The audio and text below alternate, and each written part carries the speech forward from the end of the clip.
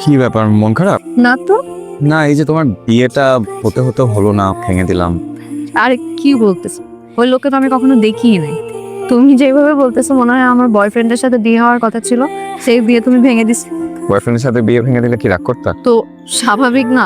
আচ্ছা রিয়া, তোমার কি আসলে কোনো বয়ফ্রেন্ড? বয়ফ্রেন্ড থাকলে তুমি জানতা না? তোমাকেই তো বলতাম। আমি দেশের বাইরে বড় হলেও আমার বাবা মা আমাকে কখনোই বাইরের কালচারের সাথে তেমন একটা মিশতে দিতাম না। আর আমিও পার্সোনালি তেমন একটা পছন্দ করি না। তাই দেশের বাইরে বড় হলেও আদতে আমি খাঁটি বাঘ। আচ্ছা, তুমি তো বেশ কয়েকদিন হলো আসছো, কোথাও তো বেডটেরও হও নাই। চলো কালকে কোথাও ঘুরে আসি, যাবা? জি, আপনার মুখ থেকে এই কথা শোনার জন্যই আমি এতদিন অপেক্ষা করেছি। এই কথাটা তো আমাকে ডিরেক্টলি বললেও হোস।